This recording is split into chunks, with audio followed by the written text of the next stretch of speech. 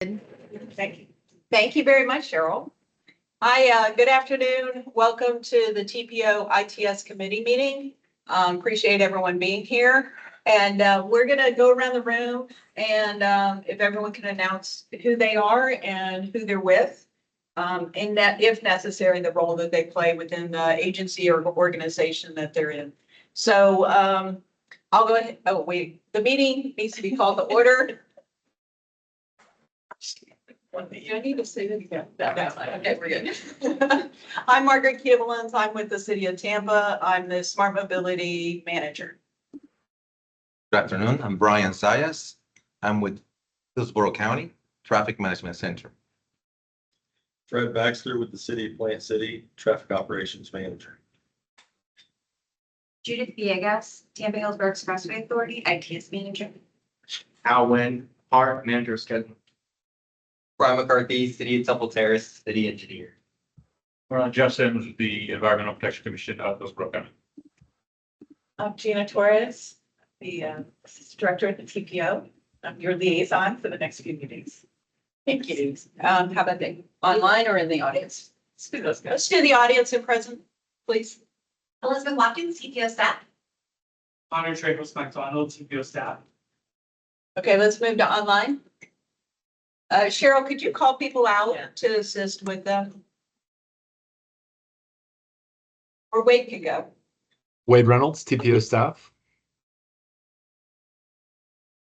Achilles Cortelis with the Center for Urban Transportation Research at the University of South Florida. And I'm Megan Arroyo with Department of Transportation, TISMO Program Engineer. Pete Costello from Drive Engineering. Joe Molinaro with Iteris.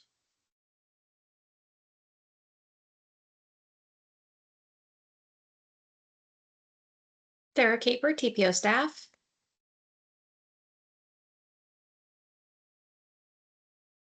that everyone?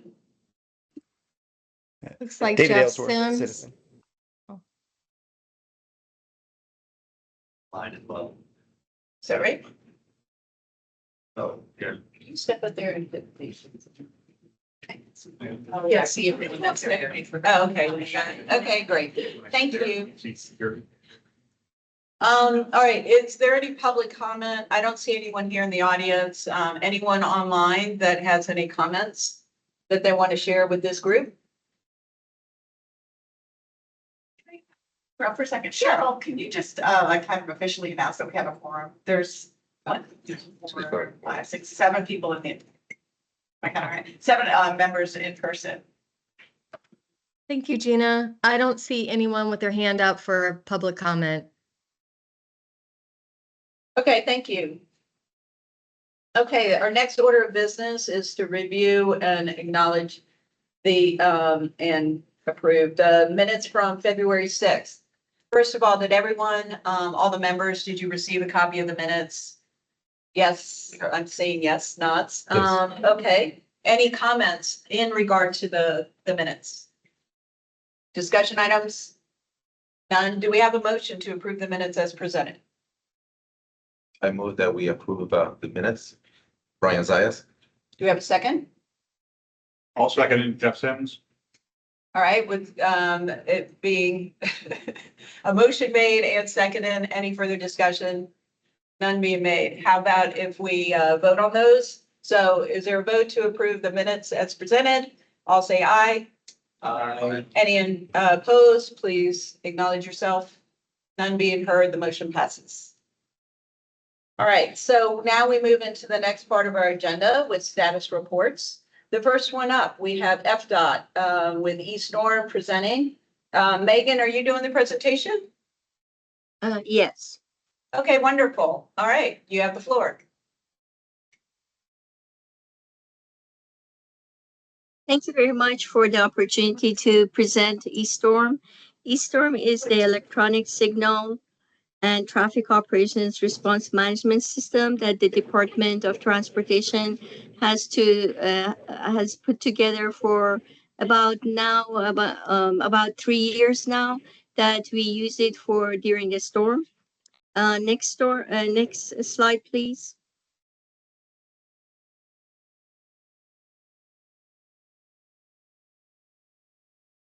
Just a minute. There we go. Okay, great. So there are a couple of things I'd like to discuss. What's the purpose of eStorm? Understanding the damage assessment and situational awareness teams that we have put together for the district.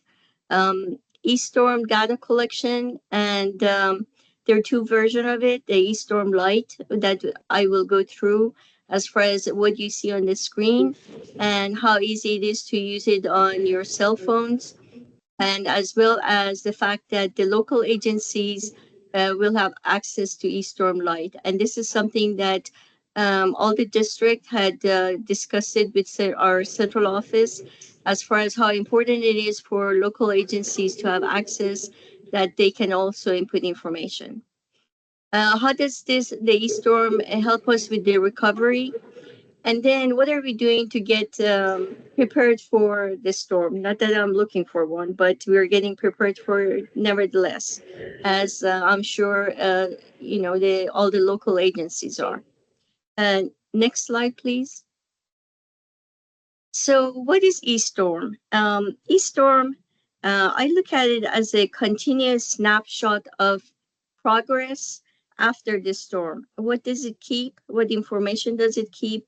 It keeps the tracking of the signal conditions, anything related to ITS for us, which is CCTVs and DMS.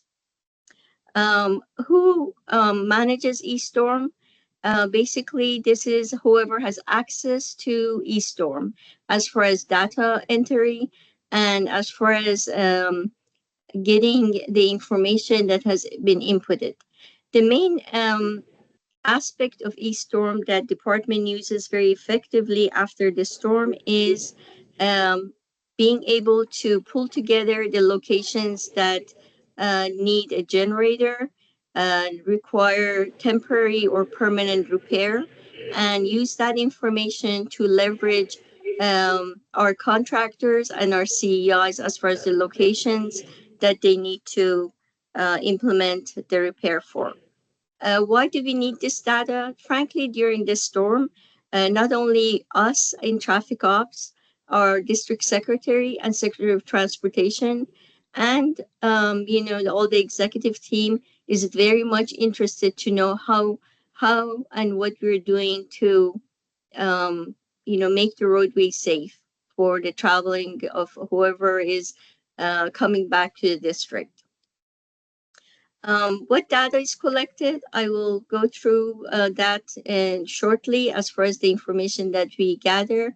And then how do we leverage this information to be able to set our contractors on the right locations as far as generator and repair. Next slide, please.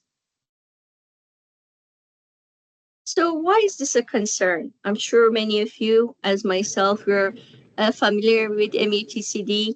In MUTCD, a flashing intersection, a flashing signal is not, it's not considered a safety issue as much as a dark signal is.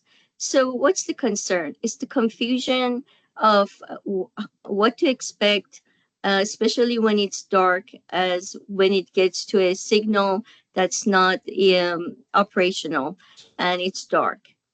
Then the fact that the non-reflective backplates become invisible at night, contributing to unsafe driving conditions.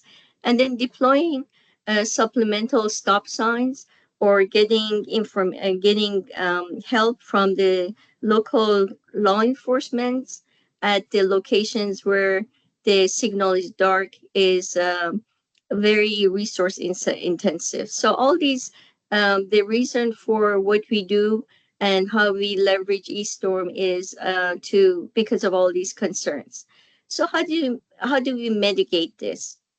Obviously, we have the UPS units, the generators, and refueling of the generators We have our goal is at least as a minimum, have a temporary signal repair to at least get the signal to red flash.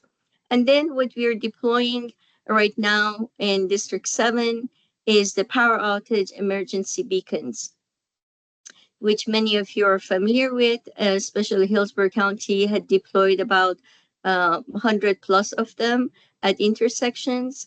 And also we have had about 6 locations that has been pilot projects. And I know, for instance, City of Tampa had 2 locations, and other local agencies had the rest. What we have done as far as the POEPs is to put an invitation to bid, and we have that contract ready to go, and we're trying to get the funding to deploy the the POEPs for locations depending on the priority of the signals. Next slide, please. So eStorm is a large-scale traffic signal status data collection over a vast region of Florida, through the all the districts and the few locations that obviously Turnpike has. In District 7, we have approximately 1,200 signals, and throughout this state, we have 9,000 signals. It's an awareness to district and statewide emergency operations center, and the district support to local with emergency contracts, including generators, temporary and permanent signal repairs. And last but not least is it's very important because, for instance, after Milton, we had 60+% of our signals out. We knew that we needed the additional help from the other districts. So District 2, which is Jacksonville area, and District 3, which is Panhandle, they came down and they provided help to us. So this also helps with identifying what is needed and which districts can provide that help. Next slide. Well, at District 7, we have put 2 separate teams together. It's the Situational Awareness Team, the SAT, and the Damage Assessment Team, which is the DAT. And for instance, what does the SAT team does? The SAT team assesses the operational status of the traffic signal on arterial roadways. And again, what do we look for right after the storm is dark flashing and normal operations. Why is that important to us? Because again, deploying the resources that we have. So one thing about these teams is that what we learned from Hurricane Milton is that we proactively need to have these teams set before the hurricane season. So right now, we know based on the needs of the 5 counties and the number of signals that we have 60 teams. We have 30 teams, 2 for each team, because the intent is right after the hurricane, when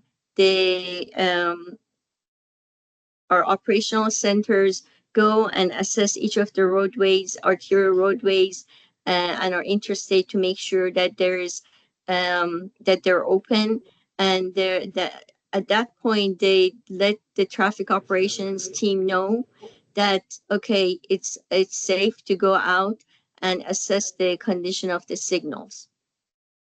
So to be proactive, we have already identified our 30 teams, and 2 per team. So the intent is one person is driving and the other person is using eStorm to input the information quickly as far as getting the first assessment. Then after that first assessment is completed, that usually in our district takes about depending which zones they're dedicated to, it takes about an hour or 4 hours to get back to the district. But the great thing about eStorm is that you can, as you enter this information in eStorm, then the district, the staff that's in the district, for instance, in the EOC, they know that, okay, these are the locations, and they share that information with our CEI. That would be myself and my team sharing that information with the CEI and sharing that information with our contractor who is doing the generator deployment. So what does the DAT team does? They conduct detailed inspection of the DOT infrastructure. For us, as far as signals, is it a signal that's is it a signal head damage? Is it the wiring? Is it something that can be done quickly through the temporary signal repair contract? Or is it in such a condition that we need to look at it as a permanent repair?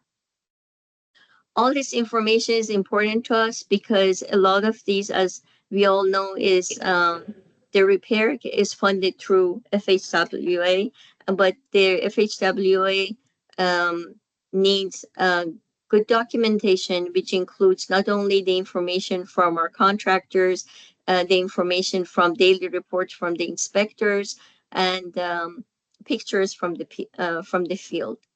And next slide, please.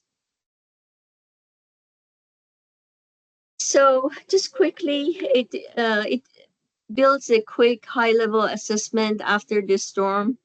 It answers two questions, whether signal is operational or damaged. And then one of the things that we also have learned from Milton was how important it is for our cabinets to have the connection that the generator can connect to the cabinet without the generator contractor opening the cabinet, because a lot of times the intent is get the generators out.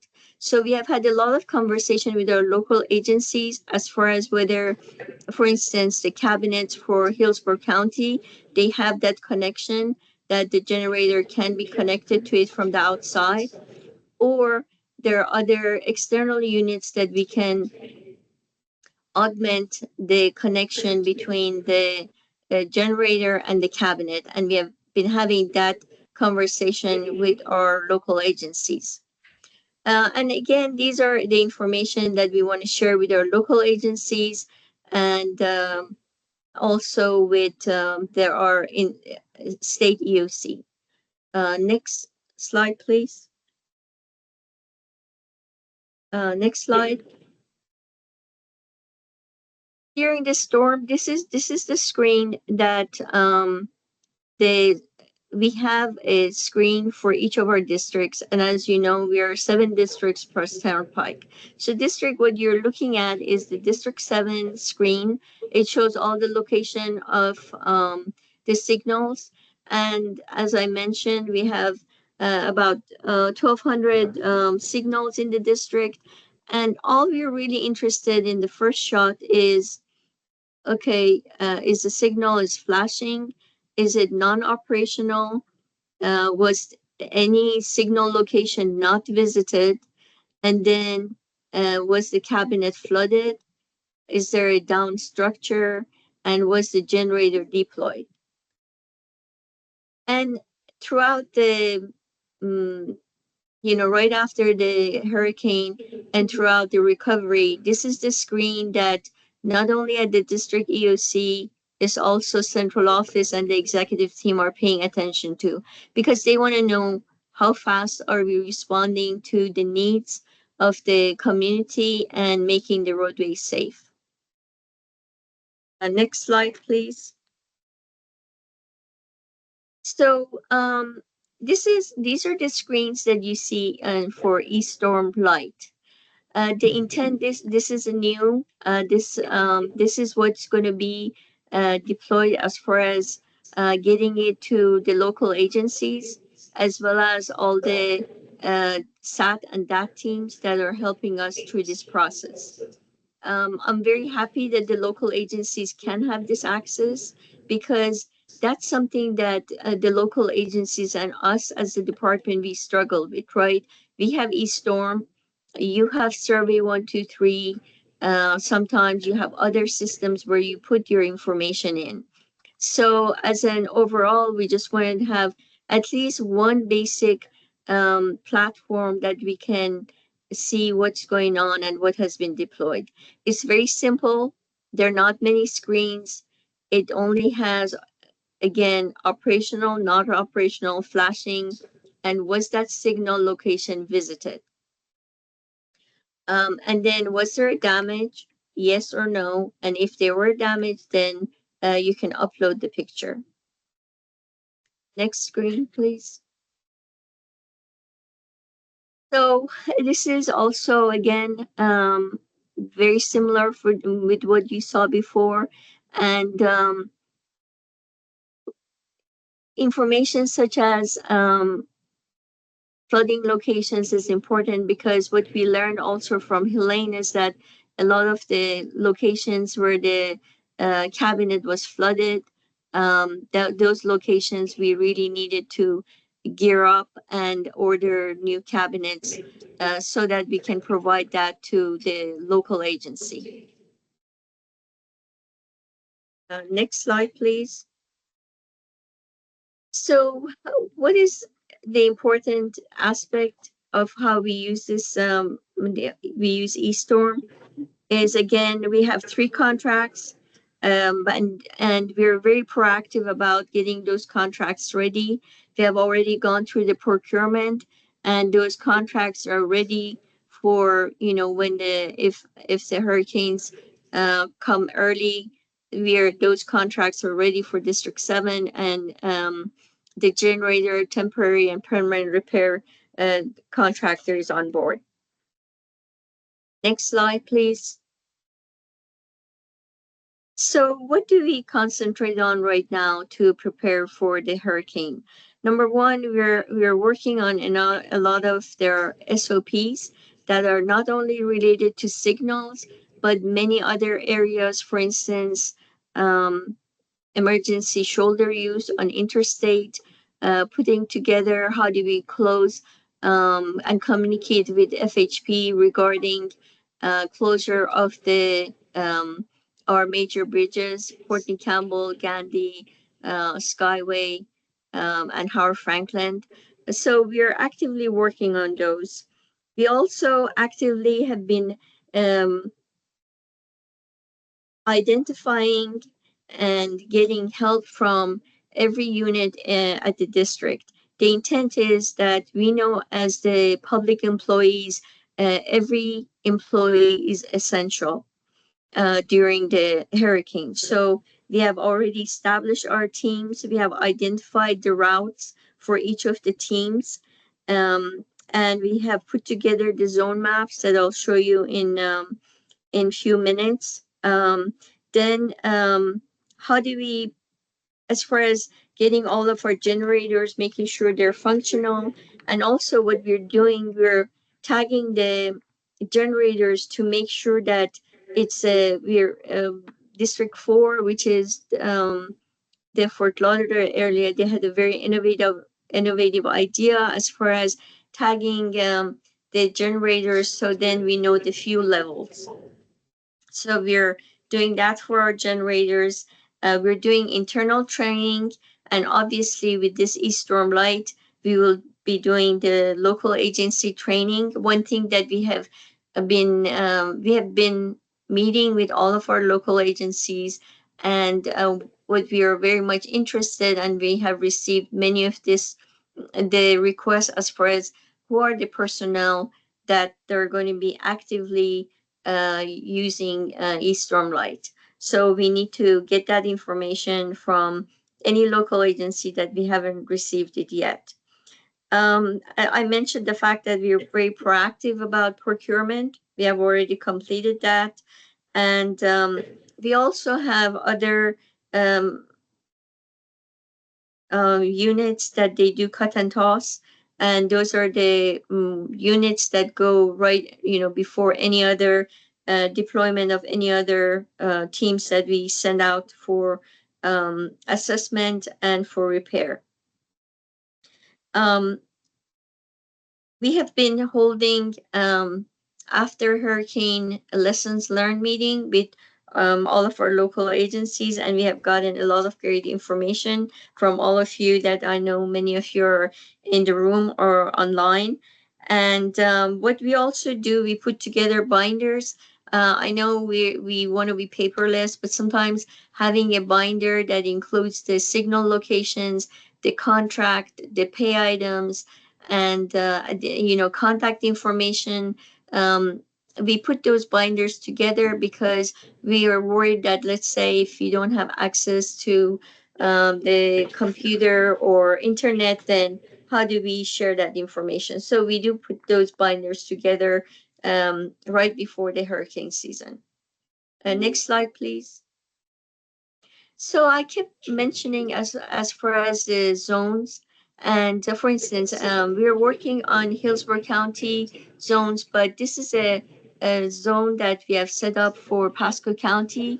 It shows the location of all the zones in Pasco County. And what's the intent? I mentioned our 30 teams.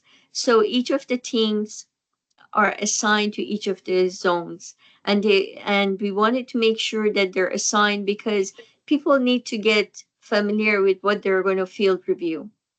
So this is the basic map, and this is the map that we obviously share not only with our local agencies, but with our DAT, SAT, CEI, and the contractors who work with us.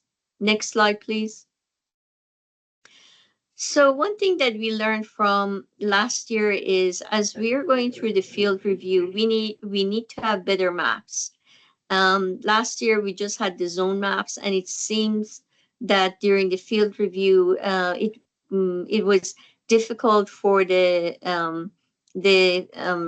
field review teams to really understand which signal they're at, where should they start this field review. So this year what we have done for each of the zones, for each of our 5 counties, is have the detailed map that you see on the right side, and then a list of it on the left side with lat and long, that it makes it easy in case they needed to access it, use their GPS to get to that location.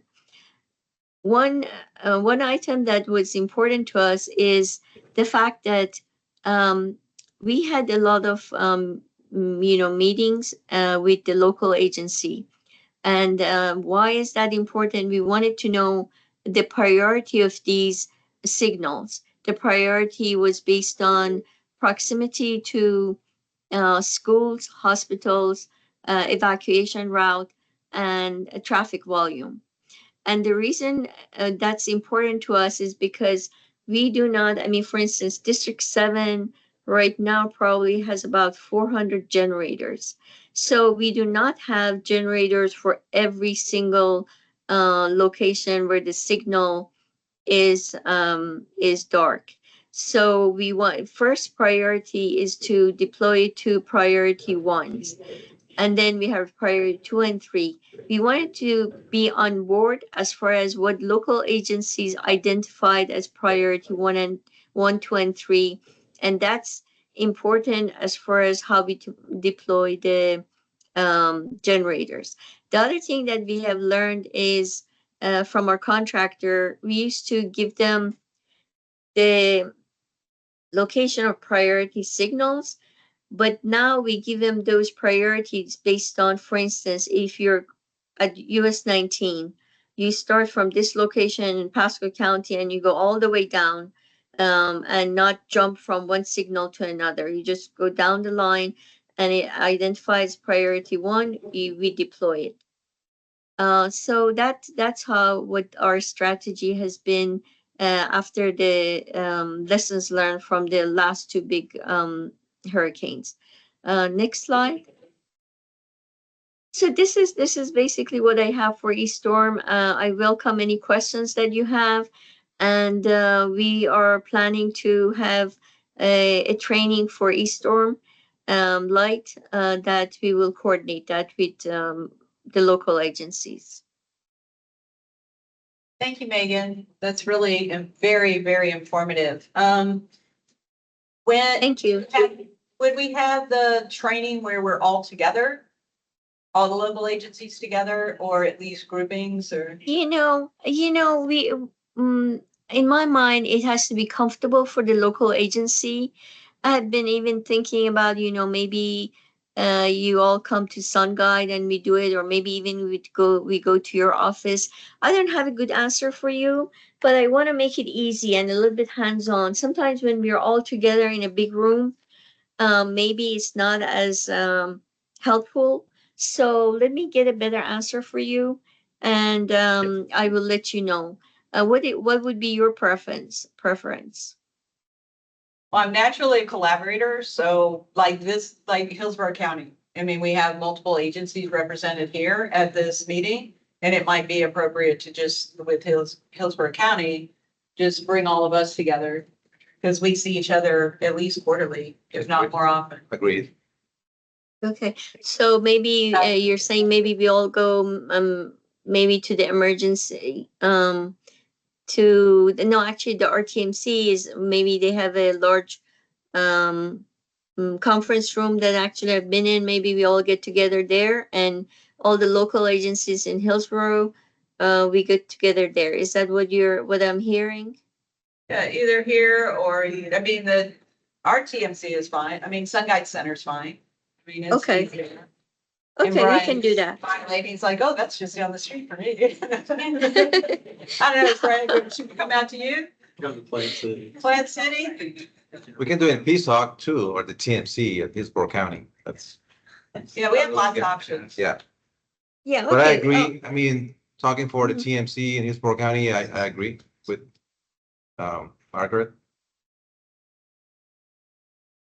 See some heads. Yeah, I Mark? I have a question pertaining to E-Storm that's unrelated to what's going on. Is that all right if I ask? Sure, go ahead. So it's, I guess from my knowledge, is E-Storm more of like a process improvement as opposed to like an ITS system in its own right?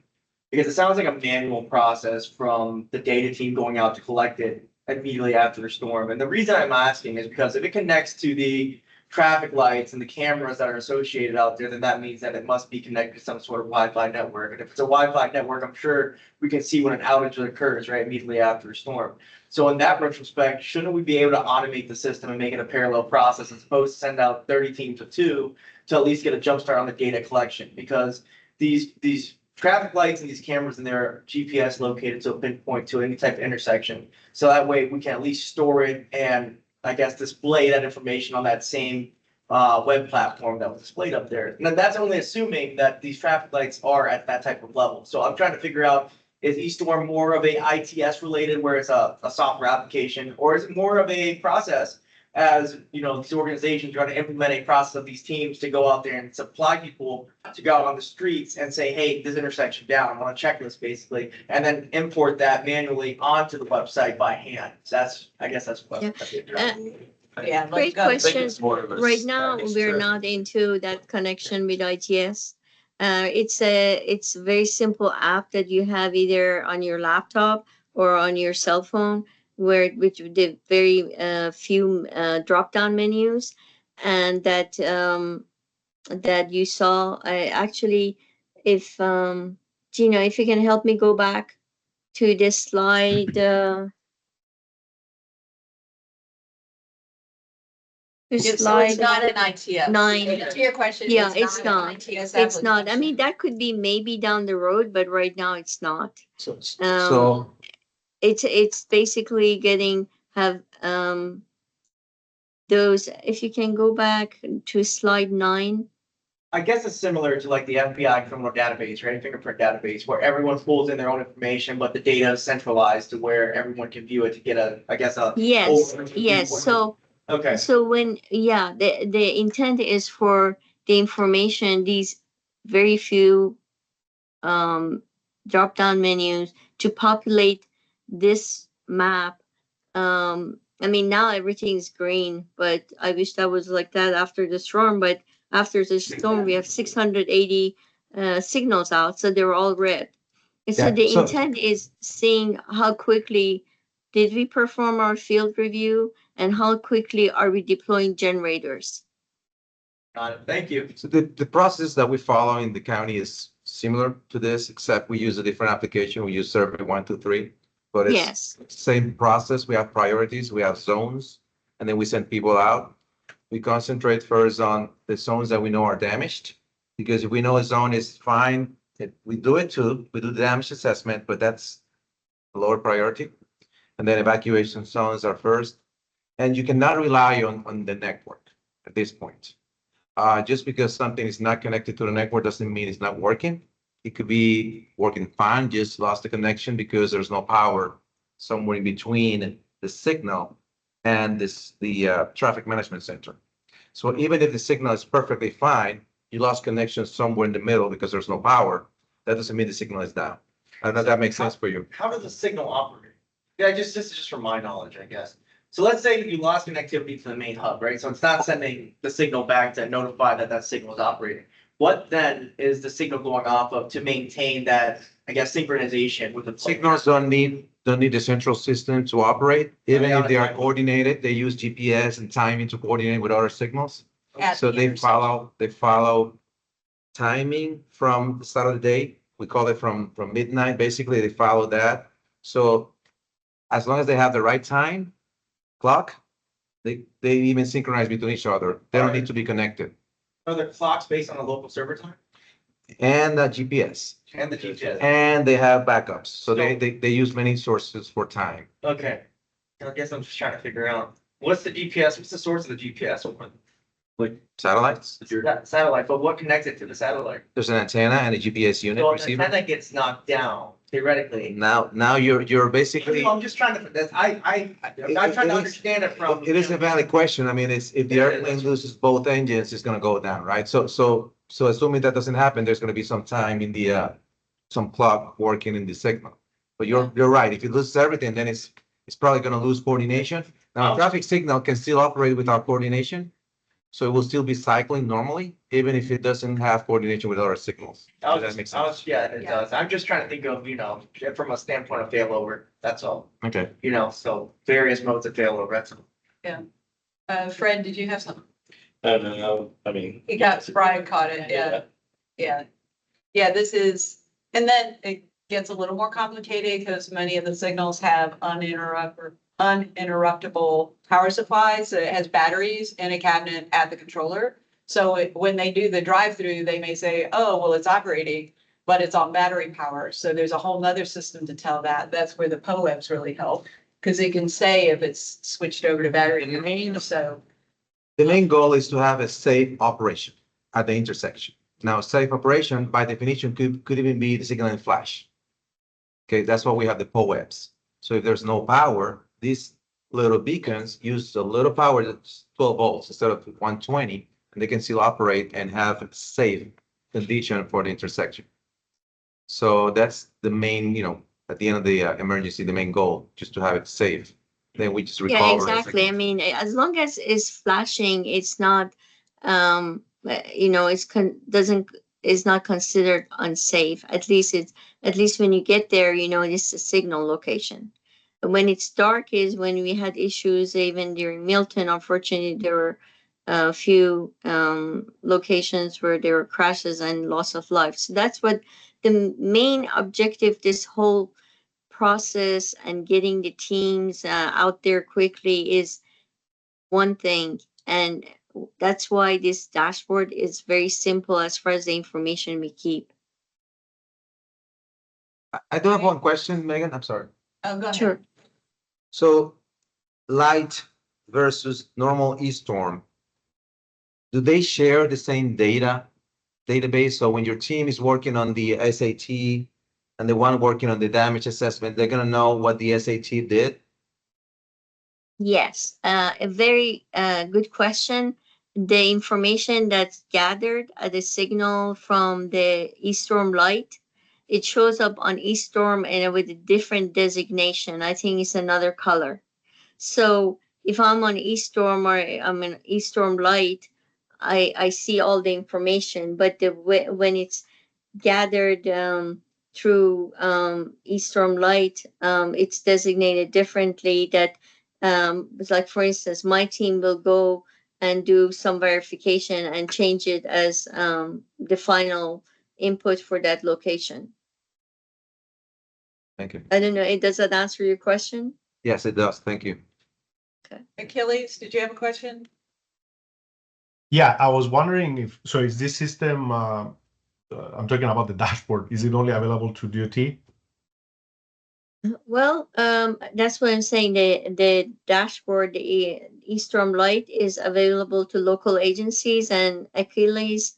I can see if we can provide that to Qatar as well. I'll look through if we can do that. Right, thank you. That shouldn't be that difficult to ask. Thank you, Megan. Okay, and then I had a question about, you dipped a toe maybe into the bridge status, the status of your bridges, like when do you close the, Skyway? Sitting in ESF one, wondering, because we're always making the calls and trying to, extract the information. Would that be included on the dashboard here? So as we No. monitor it as a local agency because FHP makes that determination, but TPD makes the determination on the other bridges. Yeah, the let me, yeah, I mean, great question. No, it's not included in here. We, historically, as you said, it's really FHP's decision, depending if it's Skyway or the Courtney Campbell and Gandhi and I think Howard Franklin is FHP as well. But those two, then you got Pinellas and then you got the Tampa PD. So what we have done, and we're not including that information here. There's another dashboard that has that, and that includes, it's all based on wind speed, right? I think it's 40 miles per hour sustained is when we close it. The biggest thing was that we worked this last year was the fact that how do we let the public know earlier? Because also, we used to have this process where it would say Howard Franklin closed or, Skyway closed. Right now, with the process that we put together with FHP and the other local reinforcement, we have a very good SOP as far as how we address that, and I could send it to you. But we put, our PIO puts the messages out to the public. At the same time, we put messages on the DMS boards that saying that, for instance, Skyway is going to close at noon, today or tomorrow. So at least we give people heads up. And we got a lot of good feedback from the public that they thought that was a lot more effective than what we had done previous to Milton. Okay, and I think if I'm remembering correctly, last year referenced Florida 511. So that was a good source, and then double checked with like Google or Waze to see what was being pushed out there. Again, the Yes. expectation is that getting on the public platforms is probably one of the best things to do to help people route their trips accurately. Which is a Yes, great you're thing with absolutely One Network, right, yeah. but I know DOT uses One Network differently than what we do, so, okay. Yeah, Florida 511 definitely is what we posted on as well. Okay, who else had a question? I do. Oh, So in regard, first off, I think this is a operational improvement for sure, especially compared to what we dealt with Milton.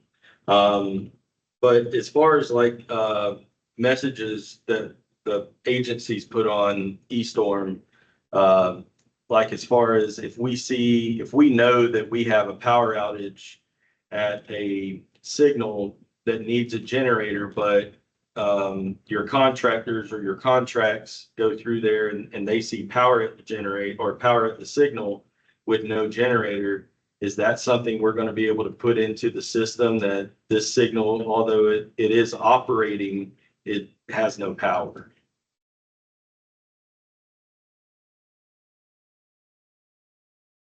I have to see how it is in eStorm Lite.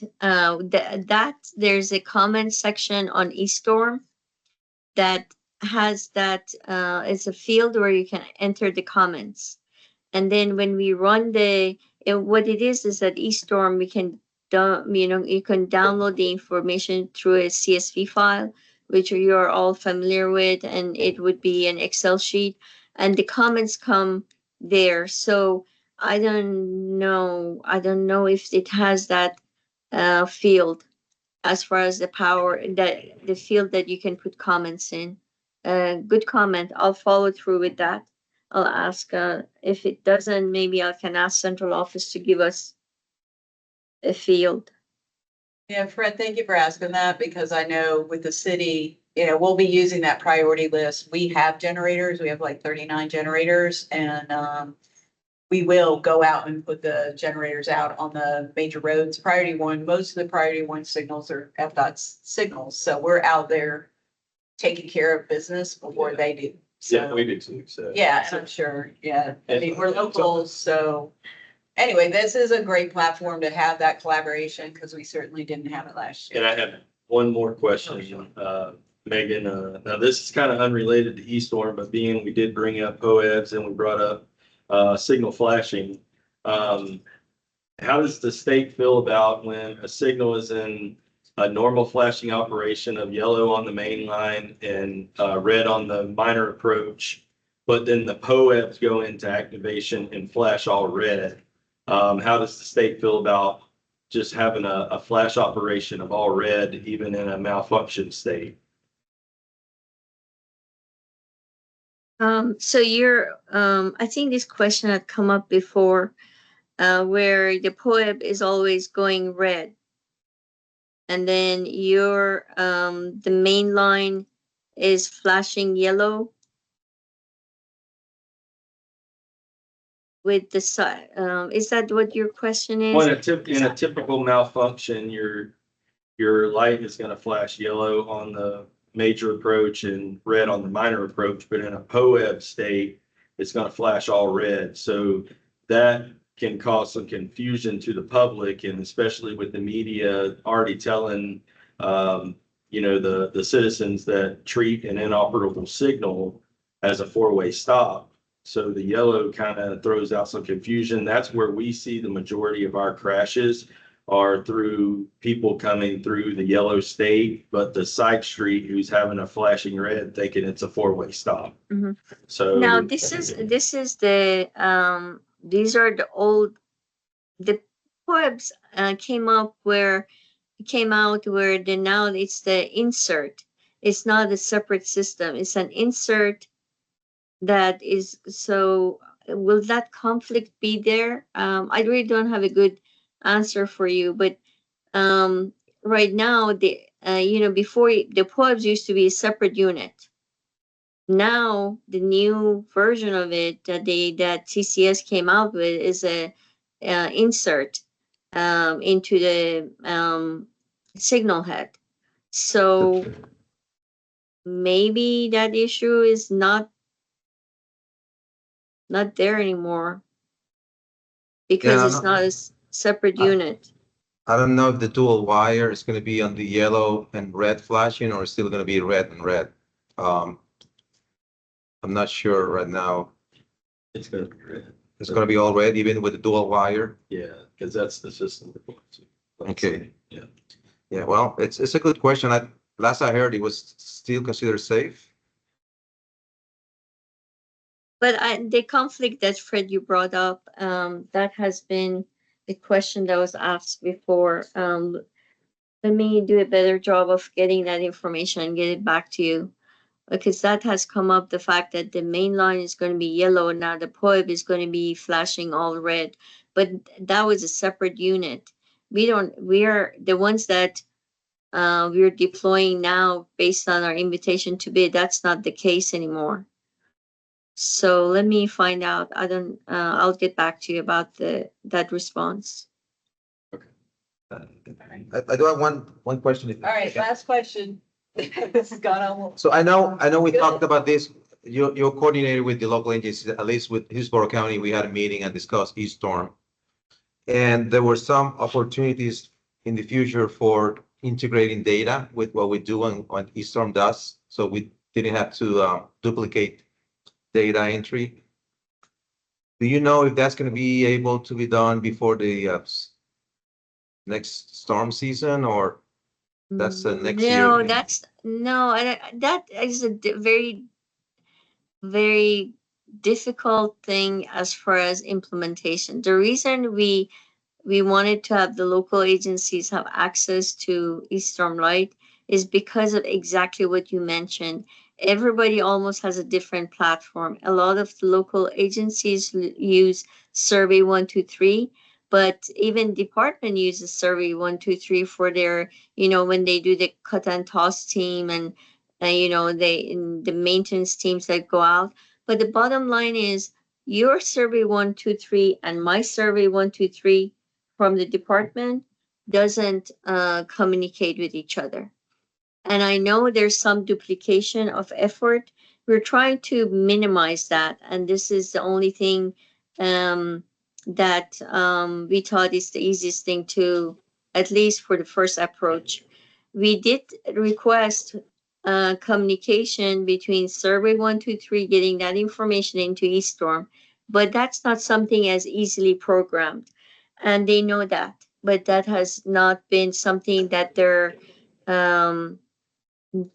interested to pursue. It's not that we're not going to stop asking, but their answer to all of those discussions was what you see. Okay, thank you. All right. Well, thank you very much, Megan, for being here. Obviously, it is, I think everyone in this room experienced Melton last year. So it was an eye-awakening experience. So good discussion. Obviously, not the last time we're going to talk about it. So looking forward to the training and getting that scheduled. Thanks Okay, again. thank you so much, Margaret and the team. Really appreciate your time. Thank you, Megan. Thanks. Thank you. Bye. Okay, our next order of business is introduction to the FY 26 to 30 Transportation Improvement Program. Good afternoon, ITS Committee, Elizabeth Watkins, TPO staff. I'm going to give you a broad level overview of one of our core documents, which is our Transportation Improvement Program. So what exactly is this thing that we call the TIP? Well, it's a list of federally funded and regionally significant projects that are programmed over the next 5 years. So from October 1 of 2025 all the way through September 30th of 2029, this is the list of projects that have federal funds budgeted to them, essentially. The TPO maintains this document because we're required not only by federal regulations, but also state statute. And sort of the intention behind it is to bring additional visibility and transparency to these projects that have federal dollars to them. And there's a very close connection between the TPO's TIP and the FDOT work program. As the State Department of Transportation, nearly all federal funds flow through DOT. So they touch a large portion of the TIP, or all of the TIP essentially, because DOT works on state-funded projects and federally funded projects. And the TIP is essentially that list of federally funded projects. So there's some overlap between the two. There are many requirements that the TPO must follow to publish the TIP annually. Public comments and engagement is one of the things that we take very seriously here at the MPO. We will send out flyers, put up road signs, do social media posts, go to HOA organizations, go to all the TPO committees. So we really think that this is important to get visibility to, because these are you'll see like 190 projects totaling over $2.5 billion. So we think people need to know about what's on the horizon. Of course, we coordinate closely with FDOT as well as HART. HART is partially federally funded as well through the Federal Transit Administration, so all of their revenues and projects must be in here. And all of the investments in the TIP must be consistent with our long-range plan. So how do projects ultimately get into the TIP? Well, one portion, probably like 20% of them are from the TPO's priority list. So that is developed in coordination with local governments and HART to identify priority projects at the local level. But the vast majority of the projects in the TIP are DOT's priorities and programs. And we try to find synergy between those DOT's priorities and local priorities as much as possible. And so grateful that we all have a great relationship with District 7. The TIP is multimodal, so not only is it highway and transit projects, but it also includes investments, the seaport, freight, and an airport. And another large portion of the TIP is dedicated to operations and maintenance because of course we must keep our system in a state of good repair. So there are a variety of investments for bridge maintenance, mowing, herbicide placement, lots of things to ensure that the system is taken care of. We're sort of the tail end of the project programming process. This happens every year, but this cycle that's about to wrap up now started the winter of 2023. That's when we worked closely with our local partners to identify their priorities they wanted to get funded. The TPO board adopted that priority list. The DOT took that list and tried to build as much as they could into their work program. And here we are today with that list of projects that's proposed to be funded from, again, October of this year until September of. So let's get into the meat of the project, which is the TIP. So I mentioned there's about 190 projects over the 5 years totaling about $2.5 million.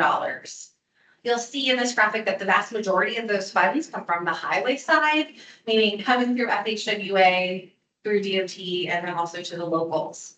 But when we say highway, we don't just mean interstates. We're talking resurfacing, sidewalks, anything that relates to the surface transportation network. That is what's grouped as highway.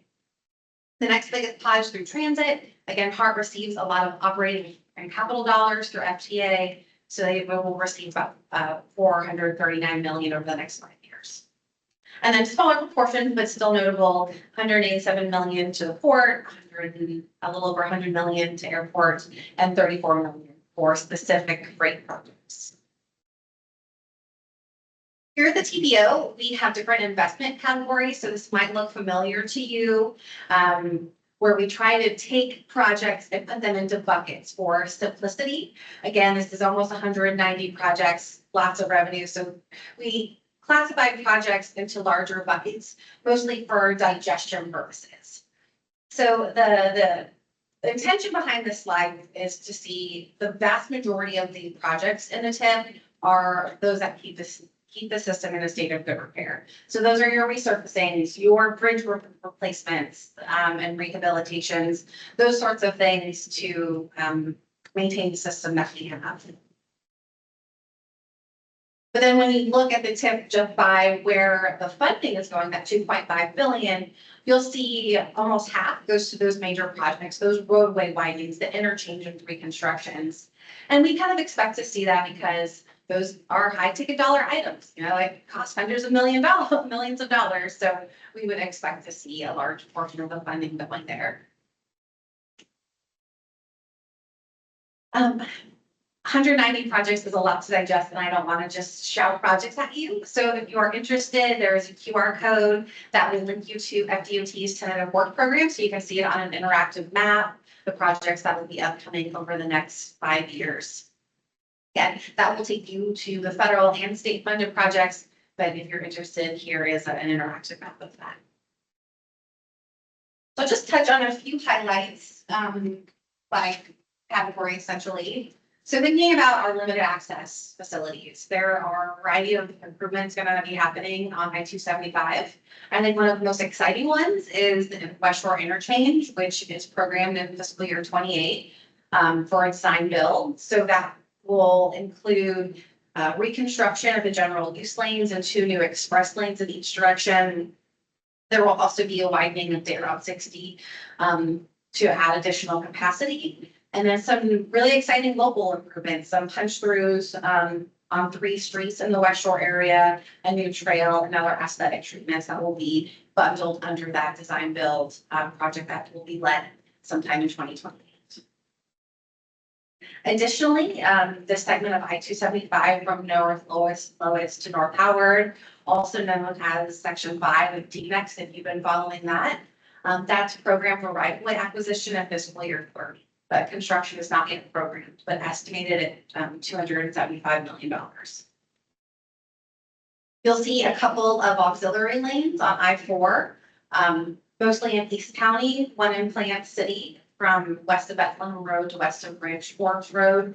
That is programmed for construction in 28. And then coming a little bit more westbound in unincorporated county, there will be an auxiliary lane from the Lake Station to McIntosh Road. And then lastly, Turnpike Enterprise is continuing to work through their widening of Suncoast Parkway from south of Van Dyke to north of Loose Lake Fern Road. If that's envisioned to go from 4 to 8 lanes, and construction is not yet programmed. Variety of other widening projects on different arterials throughout the county, and East County and South County in particular. I won't go through the details of these specifically, but if you're interested afterwards, I'll be happy to do that. But some big investments that are happening over the next 5 years. Also, some standalone safety projects that we're really excited about. So Bush has been a longstanding priority for the TPO in improving safety. So one project that is scheduled for construction later this year along Bush from North Delmarva to Nebraska will add medians, sidewalks, upgrade the traffic signals, narrow the lanes, and also reduce the speed limit to 35. Additionally, there's some safety improvements program for Fowler from Florida Avenue to west of 56. That's a high speed corridor, so there'll be some mid-block crossings, some intersection improvements for turn radii, and then also widening some of the sidewalks along that. And then Temple Terrace received some money to install a pedestrian signal at 56 and Silva. Again, the TIP is multimodal, so there are a variety of trail investments and side paths that are in the TIP. I won't go through these in detail, but if you have questions, I'd be happy to answer those afterwards. Lots of investment in transit. The TECO streetcar extension continues to be in the transportation improvement program to leverage that big federal grant they got, as well as the DOT funds to get some of the match. I believe Tampa is continuing to work through the PD&E and hopefully find additional local revenue source to complete the match for that investment, as well as state support on a couple of first rounds.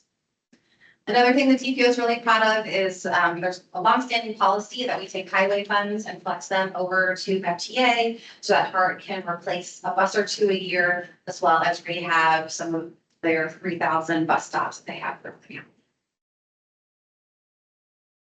Then some signal upgrades that you might be interested in. So Avenue Drive at Maydell, there will be a new signal and intersection improvements that will include a pedestrian signal, crosswalks, and upgraded lighting. Construction is programmed next year for that. There will be reconstruction of the existing span wire and pedestrian crosswalk at Delmay Reed and Lakeview Drive. And then a variety of signal upgrades on US 41 all the way from Sulphur Springs up to Lutz.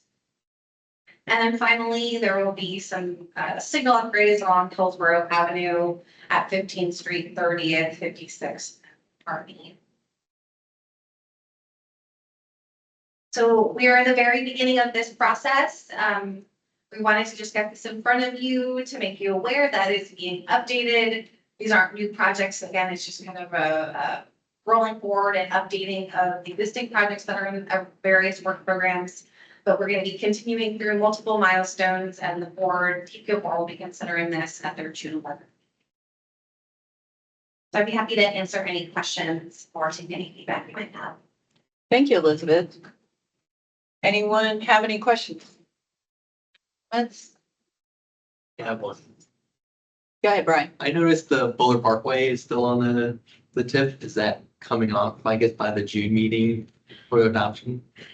It will probably stay in there, just how slow it is to update work programs and that sort of thing. But very happy that the county is able to accelerate that project and fund it locally.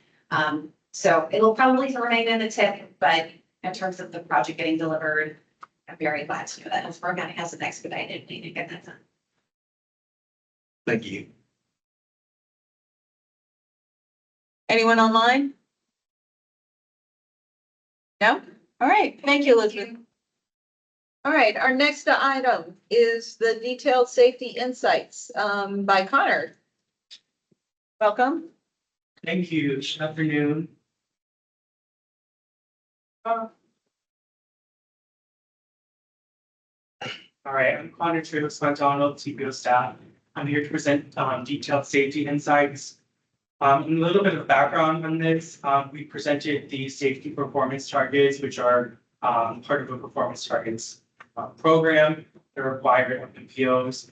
So we presented those targets to the TPO board in January. They had a few additional requests and curiosities regarding the safety data. So a few of those requests were crash trends in law enforcement, crash trends related to the density of the environment, and geographic analysis, some simple analysis on days of the week and time of day, relation to impaired driving, and rated crash risk demography. So I'll go through these crash trends in law enforcement. Some background here, the TPO attends meetings with the Hillsborough Community Traffic Safety Team, the CTST. We've been meeting since 1991 with efforts on education and enforcement campaigns. We also have some other ongoing efforts. We recently reviewed the standardized crash form, and we have access to crash reports and citation data. So some crash trends on law enforcement. Fatal and serious injury crashes kind of relatively remained steady, but then decreased in 2024 as citations increased. So some locations with more crashes and citations. This analysis I did on 1 mile hexagons that were like hotspots and crashes, and then compared that to citations. So these are just kind of 1 mile areas. So I think there's like 1,300 of these areas in Hillsborough.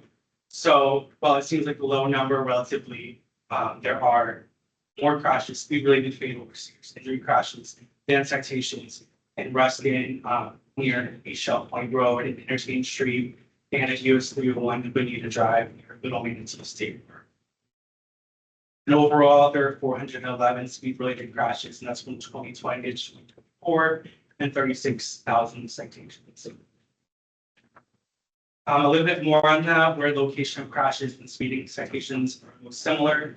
So whether we have citations and crashes, Boy Scout Boulevard, Nebraska Avenue, Del Mabry, where the location of crashes and speeding are least similar. So we started seeing that as I-40 or 50th Street, just as an example. So some crash trends and the density of the environment. This is compared to context classification. There's a lot of in this slide, but you can see it, okay. I imagine many of you are familiar with context classification, but if you're not, the left side is natural, all the way to the right side of the core, and then we also have limited access facilities. So it's the relation to the environment around it. And so some quick stats on here, the crashes per mile are high or relatively higher in suburban residential to urban center, and the percent of total crashes are higher in suburban commercial, as well as big fatalities. I also have some examples of these roads so you kind of have an idea. Suburban commercial will be a road like Fletcher Avenue. In urban core, would be Florida Avenue and down to Tampa, and then more natural environment would be US 301 near Hillsborough University. Connor, I'm sorry to interrupt you. What was the data set? Was it a 5-year? Yes, 2020 to 2020. Thank you. Absolutely. So some crash locales where these are happening. Top crash areas, some are Old Big Bend Road, I-275, Lamona Road and Lincoln Road. And some more sophisticated analysis can be done, through the high injury network research that we do through missions. And this is the source of this is the network screening for Signal 4, so it analyzes itself. Some other crash trends, frequency by day of the week, they're kind of steady, but the highest on Fridays at 17%. Time of day, the highest about 4 p.m. and 5 p.m. Tired for work. The percent of crashes related to impairment, so DUIs or drug related or alcohol related crashes. The highest was recently in these data years is 2021. And then we've seen a slight decrease. We saw 1.7% in 2023. So vehicle miles traveled, so you have an idea of, its relation to the amount of car or the amount of traffic there is. We have congestion with traffic. It was lowest in 2020, which we can imagine because of COVID, and it's increased since then. 2024, we've seen the highs. So the rate of crashes that are fatal, we saw increases in 2020 and 2021, and some decreases recently. So kind of comparing those, as you might imagine, the higher rate of crashes in 2020 and 2021 compared to those lower VMTs in 2020 and 2021, we kind of imagine, hypothesizing that less cars on the roadway would lead to higher severity of crashes. So some TPO efforts, staff and the board continue to program and develop studies and plans on a few things. So before and after infrastructure implementation analysis, high control network identification, also border studies that we do. You also heard Elizabeth just talk about the transportation improvement program. We also work in the LRCP list of priority projects. So with that, I'll take any comments or questions or further inquiries. Thank you, Connor. That was quick, but that's really good with the insights. Was this information going to be available, or do you share it with our partner Vision Zero teams, like the city? We have a Vision Zero team. Yeah, absolutely. We can transmit that to partner agencies. Okay. Any questions? Ryan, go ahead. Can you go back to the context classification slide? What's that?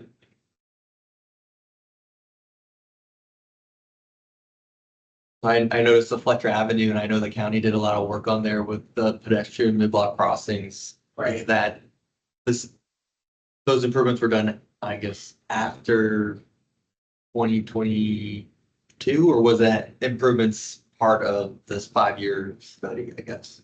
So for example, I just chose Fletcher Avenue because many people are familiar with that.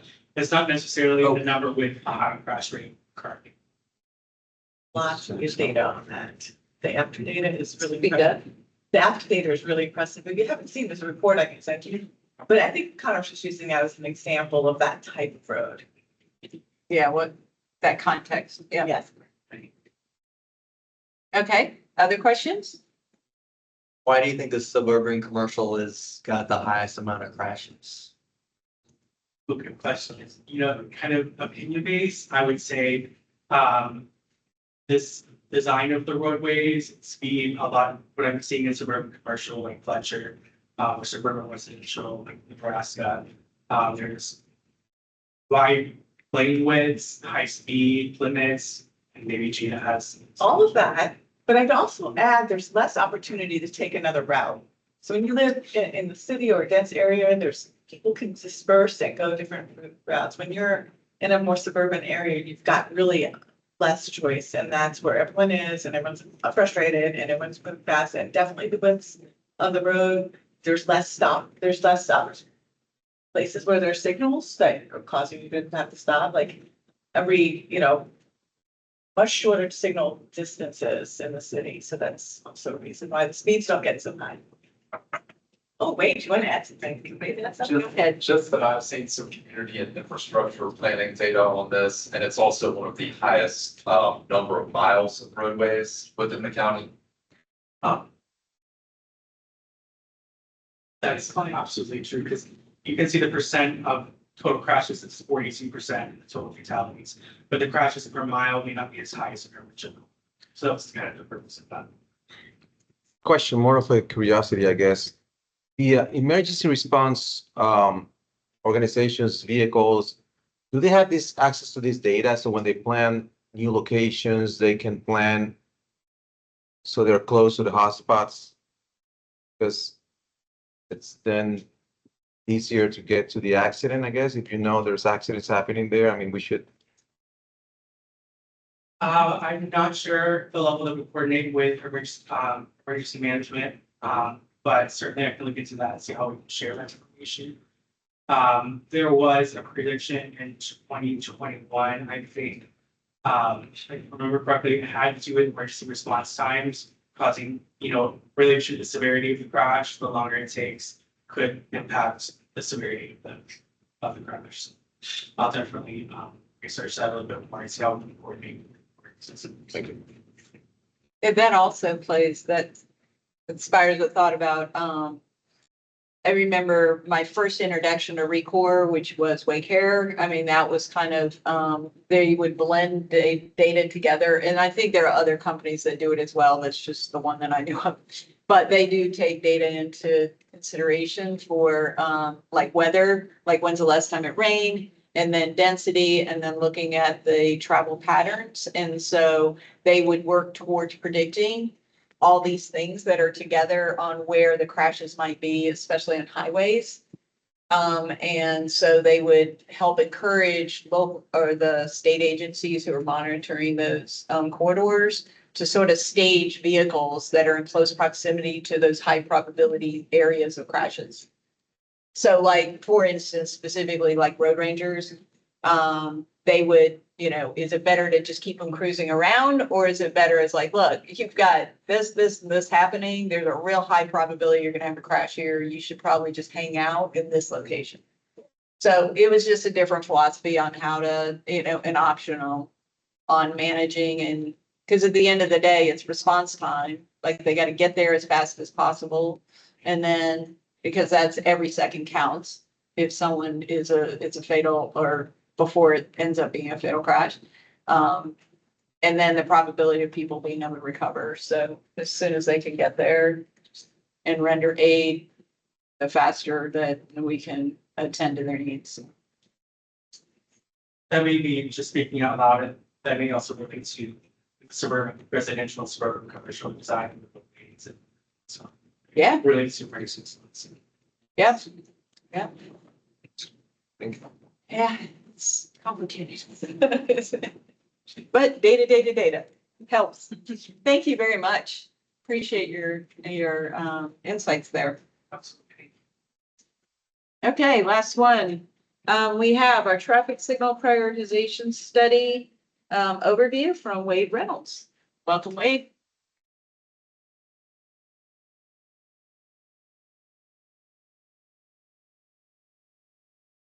Are you in two places at the same time? Yeah. He's in online and in person. I was online to monitor this meeting while I was in another meeting and Replace. how it is sometimes.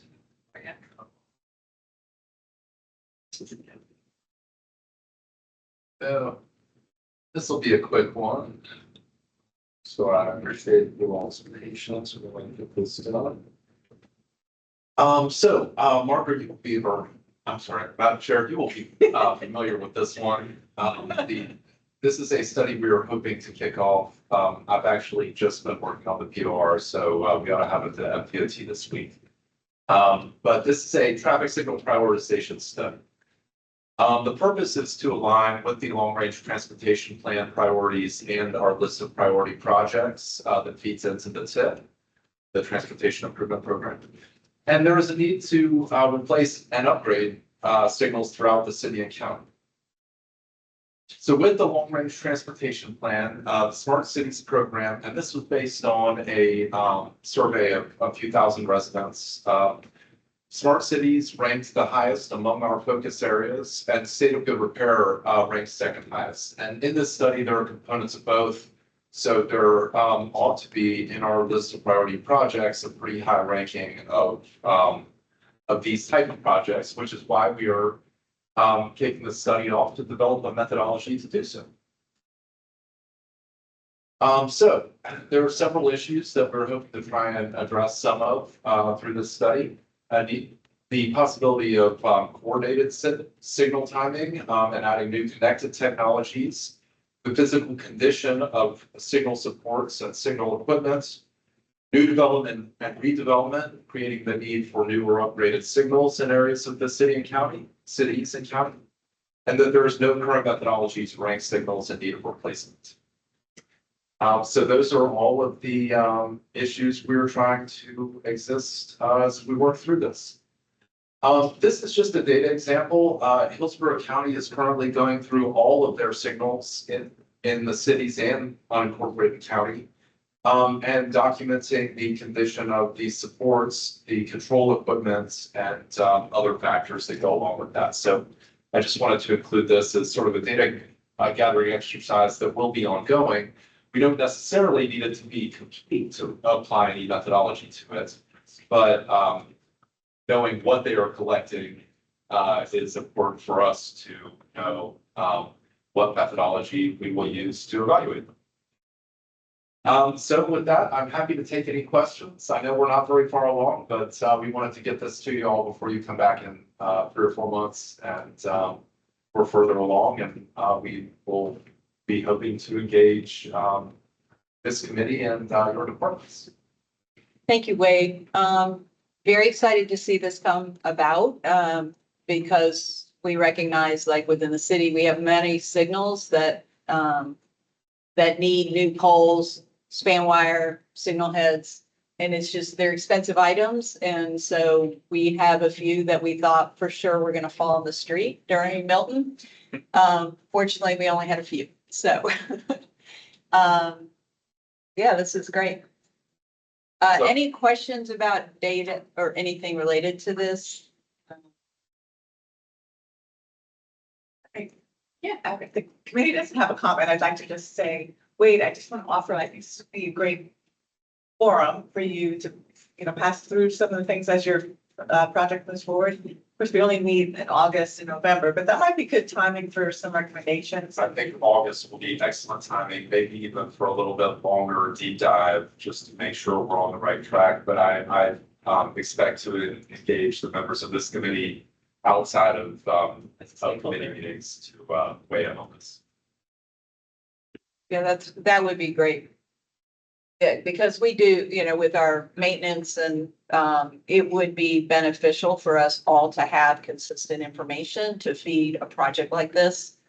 Knowing, like you mentioned before, we may not have data available this first go round, but at least being able to set forth the methodology for prioritization and then what data do you need? So when we do our maintenance, what pictures and information do you need if we don't have a special data collection initiative?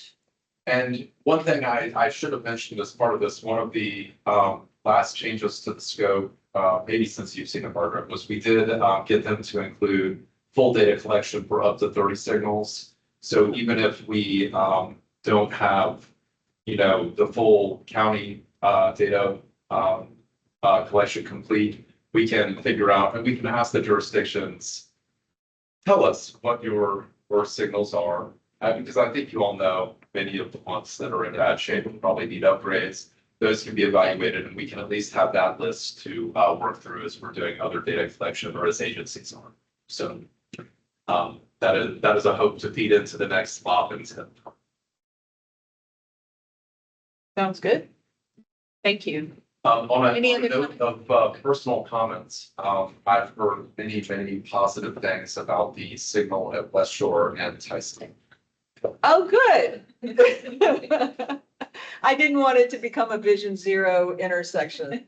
When I looked at how much land development was happening to the west, I was like, oh, we'll just drop in a temp signal until we can get the permanent in, because it is complex because we have an abandoned CSX spur and we have to get them to remove all the rail and those overheads. So we were like, no, we need to do it now. So you're welcome. You're welcome. We have a few people that work at the city that have said the same and weighed in on the design.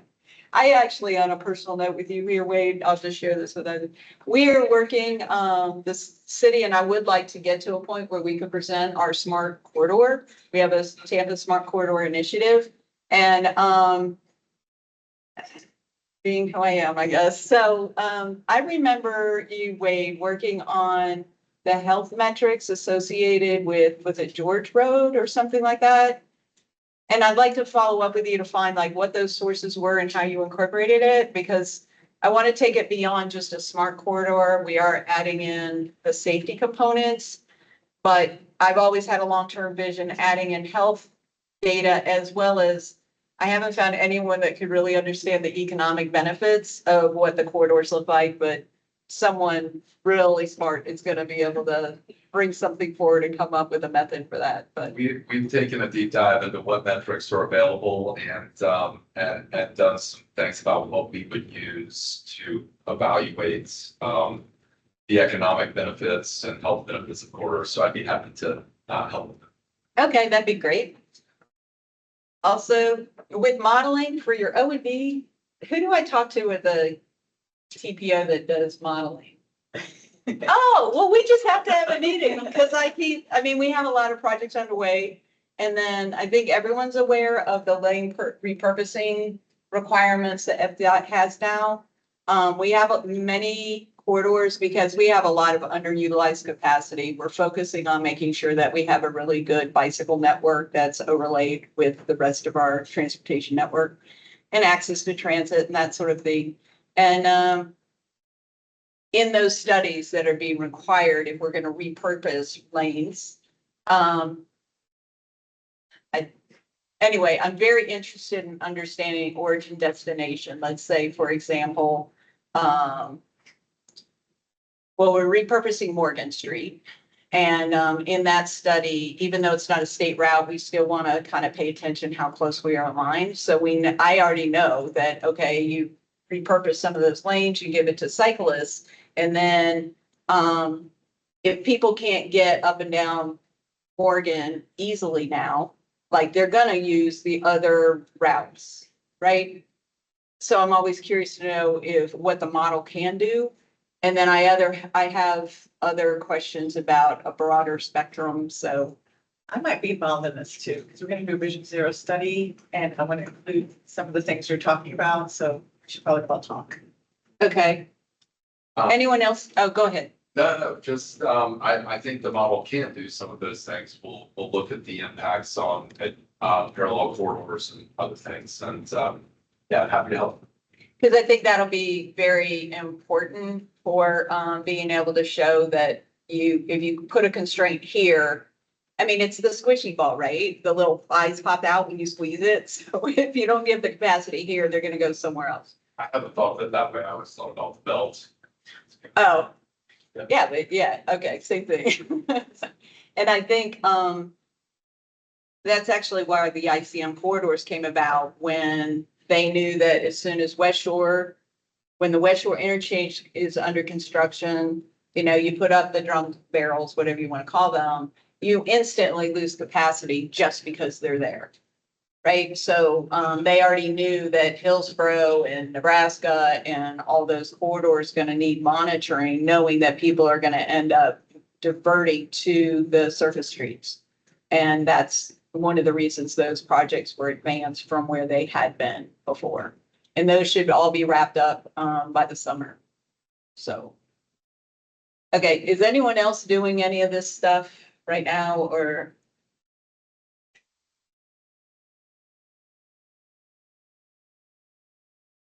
No worries. I mean, to a certain extent, we do like what he showed on the slide, going around and doing an assessment of the traffic signals and stuff. Yeah. Like that, but, yeah, not to his extent. Mm-hmm. Are you guys repurposing lanes at Plant City? Not at the moment. But you have I-4 frame going through there too, right? Yeah, If you're a diversion route. it's actually completed at the moment. We're actually doing a test next Wednesday with the FHWA, so. Oh, okay. Yeah. Yeah. It's a timely comment because our next meeting, I have I-4 frame as one of the potential presentations, if you guys are interested in that. And also, the TIA and Cutter have advanced air mobility they want to share with us. I just pictured myself like on a drone going to the airport. That's kind of, but anyways, we have some good things. And I-4 frame was one of them, so hopefully we can have that, like, Yeah. That would be helpful. Do you have Cutter on there as a presenter. with the Yes. advanced? Yes, I can't remember his name, but I do have him, and I have Gina from Aviation. There's two different presentations. Okay, Because, yeah, that's that. Dr. Yep. Sang, Yes. you know, Oh, yeah. okay. Yes, they were on my. Okay. list. Just want to make sure. Any other ideas for additional or, any new presentations, information that you think this group would benefit from?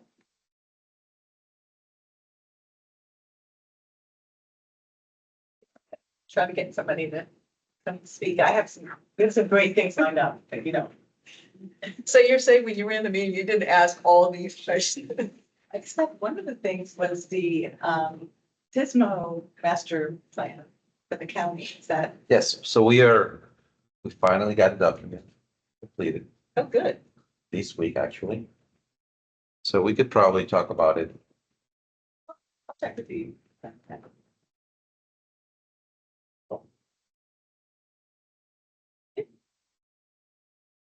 Anything else? Anything for the good of the order? Anyone online? Okay, none being heard. Oh, do I need to say anything? Our next meeting is August 8th, 7th, August 7th. Everyone got the meeting invites on their calendar from Cheryl? Seeing lots of heads going, uh-huh. We need different snacks. Oh, no, this was a mistake. No coffee. Okay.